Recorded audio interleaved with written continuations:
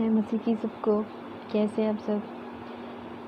मैं उम्मीद करती हूँ कि मेरे परमेश्वर के पाक और पवित्र नाम में आप सब ठीक होंगे। मेरे परमेश्वर ने आप सबको संभाल के रखा होगा।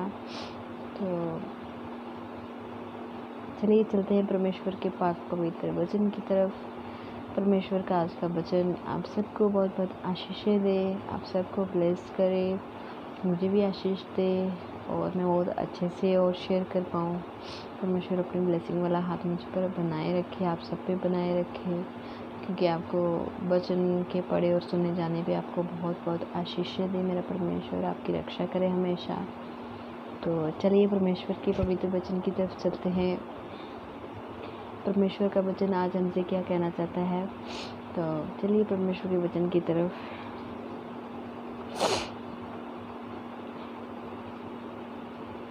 हे भाइयों, मेरी सुनो। शमौन ने बताया कि परमेश्वर ने पहल अन्य जातियों पर कैसी कृपा दृष्टि की कि उनमें से अपने नाम के लिए एक लोग बना ले, और इससे भविष्यताओं की बातें मिलती हैं। जैसा लिखा है कि इसके बाद मैं फिर आकर दाऊद का गिरा हुआ डेरा उठाऊंगा और उसके खंडहरों को फिर बनाऊंगा और उसे खड़ा करूंगा, इसीलिए कि शेष मनुष्य अर्थात सब अन्य जाति जो मेरे नाम के कहलाते हैं प्रभु को ढूंढें। ये वही प्रभु कहता है जो जगत की उत्पत्ति से इन बातों का समाचार देता आया है। इसीलिए मेरा विचार ये है कि अन्य जातियों में से जो लोग परमेश्वर की ओर फिरते हैं, हम उन्हें दुख न दें, परंतु उन्हें लिख भेजें कि वे मूर्तों की अशुद्धताओं और व्यभिचार और गला घोटे हुओं के मांस से और लहू से परे रहें, क्योंकि पुराने समय से नगर नगर मूसा की व्यवस्था के प्रचार करने वाले होते चले आए हैं, और वे हर सब्त के दिन आराधनालय में पढ़ी जाती है। तब सारी कलीसिया सहित प्रेरितों और प्राचीनों को अच्छा लगा कि अपने में से कई मनुष्य को चुने, अर्थात यहूदा जो बरसबा कहलाता है, और सिलास को जो बाइयों में मुखिया थे, और उन्हें पौलुस और बरनबास के साथ अन्ताकिया को भेजें, और उनके हाथ ये लिख भेजा कि अन्ताकिया और सूरिया और किलिकिया के रहने वाले भाइयों को जो अन्य जातियों में से हैं, प्रेरितों और प्राचीन भाइयों को नमस्कार।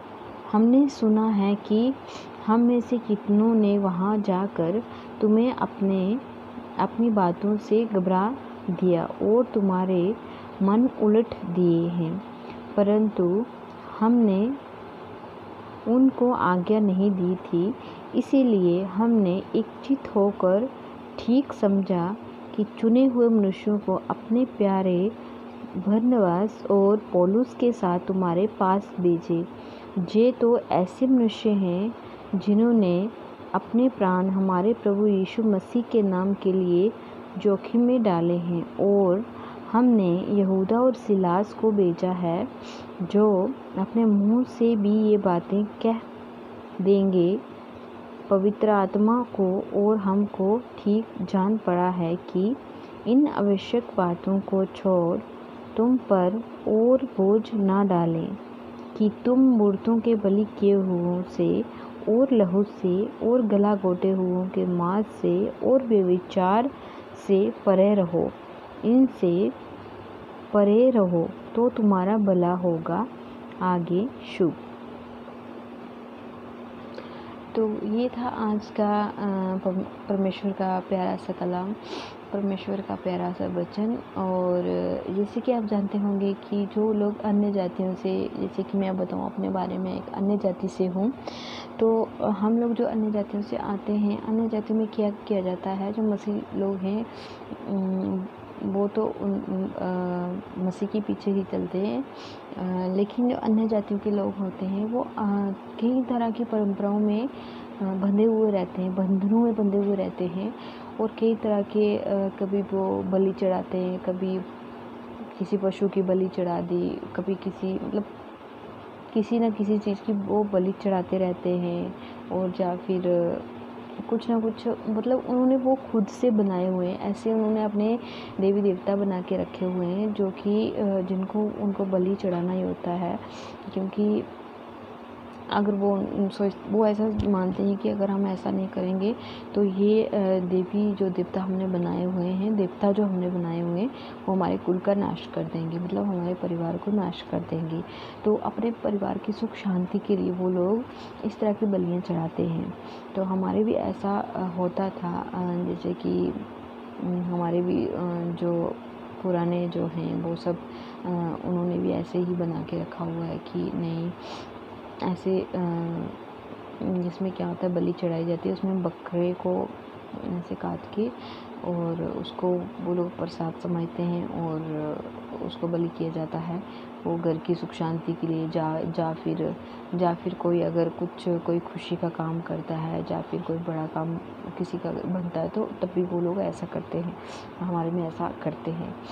तो ऐसा होता है और ऐसा करते हैं लोग क्योंकि वो उन परंपराओं और नियमों में बंधे हुए हैं, उन बंधनों में जकड़े हुए हैं। उन्हें ऐसा लगता है कि नहीं, अगर हम ऐसा नहीं करेंगे तो हमारे साथ पता नहीं क्या बुरा हो जाएगा, क्योंकि उन्होंने सत्य को नहीं जाना है, आज तक सत्य को नहीं जाना है, इसीलिए वो ऐसा करते आए हैं।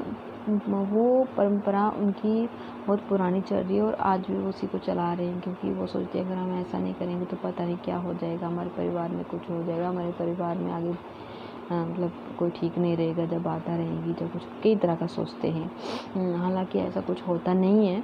जो जिसके साथ जो होता है वो होता है। इन कामों के करने से, बलि चढ़ाने से अगर किसी के प्राण नाश होने से बच जाएं, जगत में सुख शांति आ जाए तो और क्या चाहिए।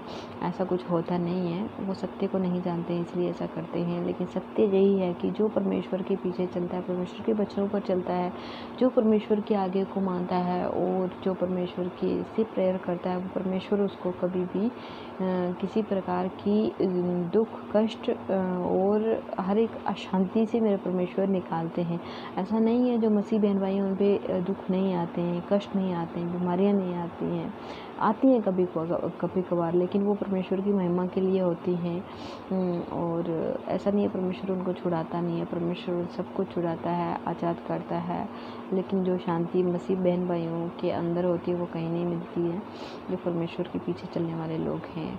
ऐसा अन्य जातियों में भी बहुत सारे ऐसे हैं, आपने हर जगह सुना होगा, अन्य जातियों में से लोग आए हैं जो परमेश्वर की बहुत ज़ोरों शोरों से महिमा करते हैं। मुझे भी बहुत अच्छा लगता है, मैं जब किसी अन्य जाति या सुनती हूँ कि ये हिंदू धर्म से या किसी और धर्म से हैं तो परमेश्वर की आके गवाही देते तो मुझे बहुत ही सुकून मिलता है, बहुत ही आनंद मिलता है सच में, कि ऐसा होता है कि हाँ, इन्होंने सत्य को जान लिया। और जब सत्य को इंसान जान लेता है तो और क्या चाहिए। तो परमेश्वर हर एक की रक्षा करता है। जिसने परमेश्वर को जाना है वो परमेश्वर को छोड़ के कहीं दूसरी जगह नहीं जाएगा। हाँ, जो नहीं जानते हैं वो तो कुछ भी उल्टा सीधा कह सकते हैं, उनको पता नहीं है सच्चाई का। लेकिन जो परमेश्वर को जान लेता है ना, उसको आनंद परमेश्वर में ही मिलता है।